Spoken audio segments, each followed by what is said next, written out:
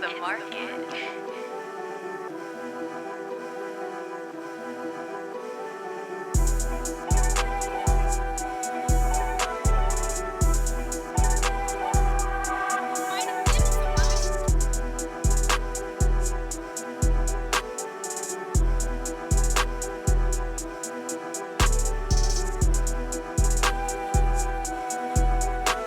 Right, y'all. It's another episode of the Boardroom interview with your boy Face, man. Who do I have with me today? You have the one and only Storm Rising. Storm Rising. Yes. So, I gotta jump right into it. How did you come up with that name? Storm. Funny story. My mother said she should have named me Storm because good or bad, I'm a F some shit up. So. Oh man. You toxic? Yeah, no, I'm not toxic. I wouldn't say that, but she just know when it's time to execute, I execute. And I've been through a lot in my life, so I've learned to weather the storm, master the storm, and then I became a storm. So that's where the name came from. So tell us where you from. I'm originally from Inglewood, California. Yeah, West Side. Hey. But I was raised and I reside here in Atlanta, Georgia. How was life trying to, coming from Cali? I know you remember the moments of I do. transitioning. I do. How was that for you? It was very different. One thing I can honestly say, my mom always made sure I went to Cali every summer. So it wasn't so much of a homesick feeling because I always was able to go back and enjoy my family and enjoy home and enjoy the food and enjoy the sunshine and just have that experience. So it wasn't too bad. That's crazy. You had mentioned a Jamaican. Now, I'm not gonna lie. When I sat here and did like my research, that's what I was thinking. I was like, yo, she do a lot of shit. I do a lot. So can you tell us exactly the things that you do? This is so hard. So everybody knows me from doing hair. I started in the game doing hair and makeup and also modeling. I've been doing that since I was 7 years old. I've traveled around the world. I've done hair shows, worked with Bronner Brothers, been in magazines, worked on film sets. I have a business partner. We own an independent record label called Sacred Sound. What? Look at this mess. This mess. I have a beauty brand that I just launched in September called Beautygasms. Actually, the apparel I have on. So Okay. I'm a mother. I sing. I'm an artist. I write music. What? Yeah. Golly. My hands are in a lot of things. Absolutely. Okay. So, what is the thing that you could say? Well, I know you love them all. I but do. What is your baby? Hair. The hair. Hair and Okay. makeup. I'm not even gonna front a cap you down. Hair and makeup is everything. I just remember being a young girl and just being in love with beauty so young. Watching films, focusing on what the hair looked like, what their clothes look like. My grandma had me modeling at 6, so it's something that's always been a part of my life. So you seem like, you ain't new to this game. Absolutely not. So do you feel like social media kind of changed the game, or I do. like what was the effect you feel social media had on the game? The effect, I would say the negative effect I feel like social media has on the world is creating egos for everybody to be something that they're completely not. And I think the truest thing that we can do is be ourselves. God made us all individual. We have to learn how to love ourselves, flaws and all. And instead of us doing that or learning how to heal our traumas or learning how to change the narrative, we look at somebody else's life and perceive what we may think that they're going through and say that's the life that we want. But in actuality, we don't know what they're going through. We don't know what they've endured to even have the lifestyle that they have. They can show us anything. We can perceive anything from an image or a picture. But that doesn't mean that's what's going on behind closed doors. So I honestly believe that's the effect that social media has given us and the industry. Deep. So what are some of the things that you do that keeps you balanced, like between the different businesses and stuff?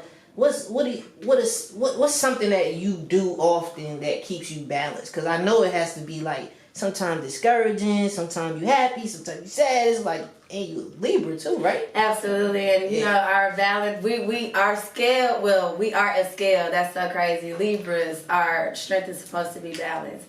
I've learned to pray and to meditate. I absolutely understand that you can't start your day without a prayer, without talking to God. He has the final say so, and He guides our steps. We don't know everything, so I've learned how to just lay there for an extra 5-10 minutes, talk to Him, listen, see which direction I need to take. You know, I've learned how to stay away from the negative, how to heal my traumas, how to, you know, just look at life from a different perspective, and I think that's helped me a long way. So you still actively in the studio, right? Yes. What's your process? Like, what's your creative process? Oh my goodness. My creative process is so weird because I'm naturally talented. Not trying to sound like, but I'm naturally talented. So the thing about my process is a lot of people think that I don't take my craft seriously, but I do. But they feel like I don't take my craft seriously is because I'm a person that go off feelings. I have to feel it. If I don't feel it, you're not going to get it from me. But if I feel it, I'm going to give you 110%. So the process is I have to feel it physically, mentally, emotionally to be able So you to need say, action. I need in your action. life. I need action in my life. So I can be like, you know what? This is what I'm going to do and this is how I'm going to do it.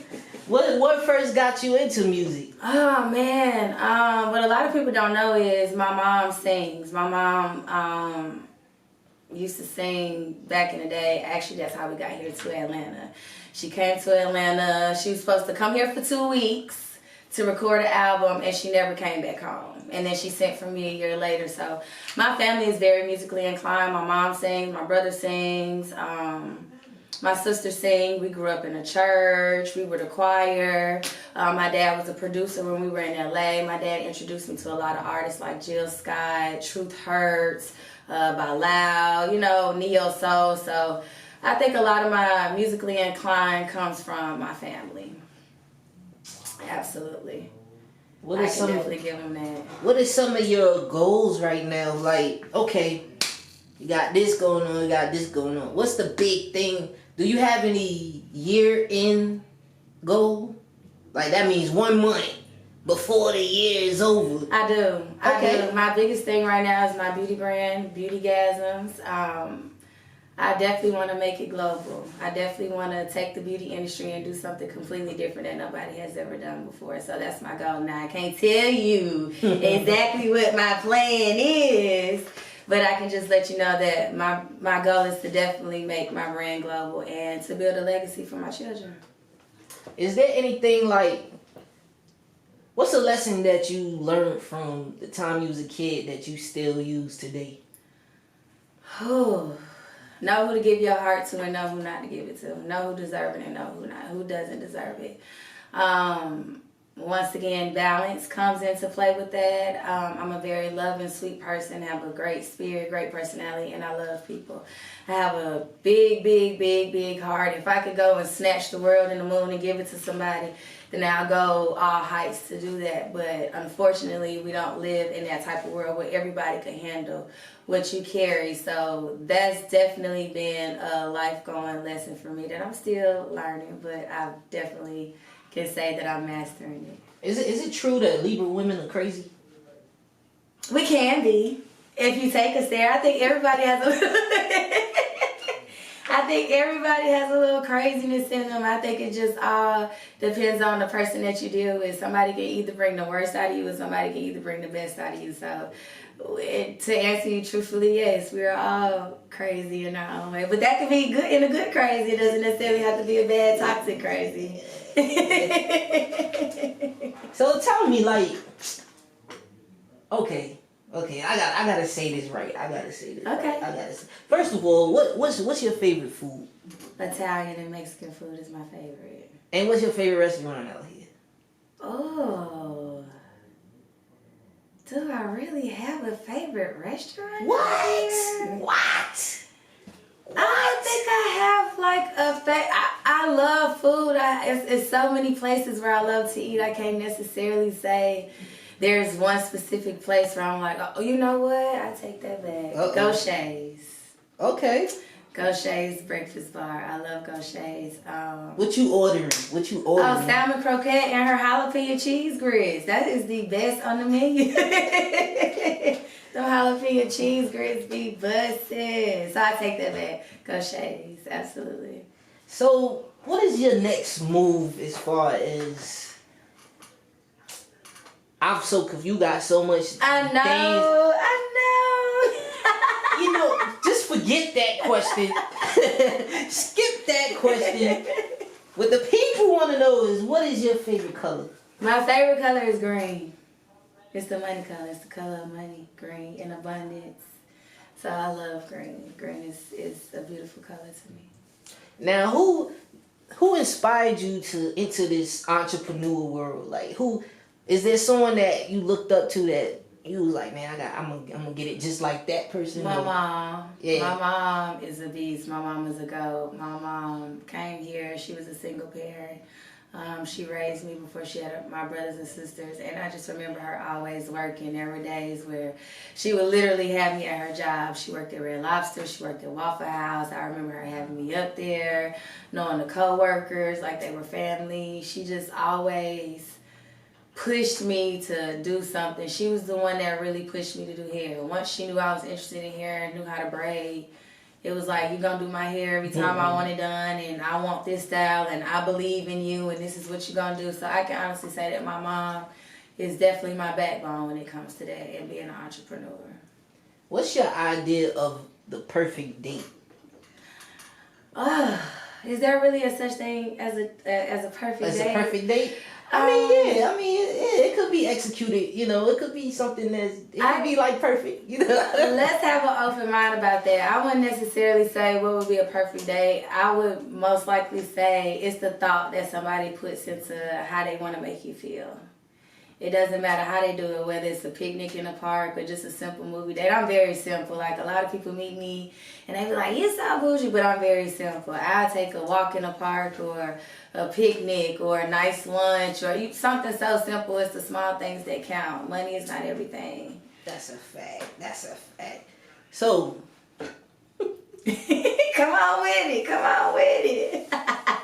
let me ask you. So, as you coming around people, you be around people and all that great stuff. Do you take it like as a face value, or do you use a lot of spiritual? Do you use the spiritual side? I use my spiritual side. Yeah, I do. And what is that process?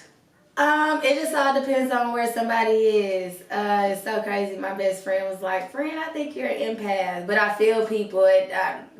She's literally been with me, and we'll walk in a room, and I could point somebody out or know something about somebody, and not even know the person, but I can just feel their energy or just feel something about them. And it's all about meeting somebody where they at and about having an experience so that you can talk to them. If I haven't gone through anything in life, there's absolutely nothing that I could tell you to help you with what you have going on. But if I've been through something in life, you're more open to listen to me. So I think that sums it all up. Okay, that was pretty good. So, have you watched Regaining Our Throne? No, I haven't. On Tubi? I haven't. But thank you. You just gave me something I need to watch. Yeah, I mean, it's some stuff in there. I ain't going to spoil it for you, but it's about our culture. You know, it's some things that I feel is true.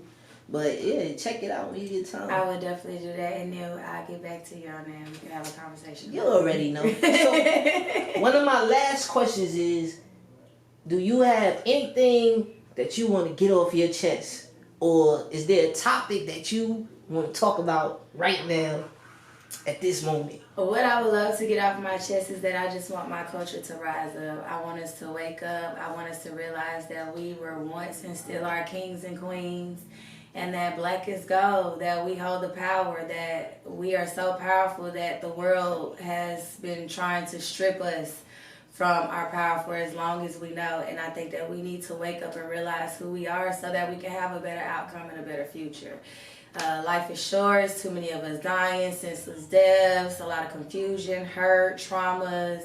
You have mental issues going on. So it's crazy because those are things we dealt with as kids and our families dealt with. And we're just now having our own kids and coming into our own lives and our own situations where we're starting to be able to identify what it is that we've been going through for so long. So, my hope is that we just heal. That we heal and we love and we just hold each other's hands and build each other up, and that we just be a people as one. That's like a heart desire for me. It's so sad just to see how often we tear each other down. Yeah. I can really stay on this topic for another hour, me too. but I know you gotta get back to these streets. Yes. So I'm so honored for you. Yeah. For you reaching out and for you having me come. I would definitely come back again. You're definitely gonna have to come to Black is Gold and come chop it up on my platform. But of so course, we can have a good time and vibe out. But before you go, let us know where we can find you at. So before you leave, for all my beautiful, beautiful, beautiful kings and queens listening out there, you can find me on Instagram at _Storm Rising. I'm on Twitter as _Storm Rising. I am on Snapchat as Rising Storm, and I'm also on TikTok as Rising Storm. And I'm also on YouTube as Storm Rising, so you guys follow the greatness. I always say I'm vibing in the clouds. I live life on cloud 9, so just follow the clouds. And come vibe with me. Alright, y'all. So y'all already know it's another boardroom interview. Yeah. Yeah,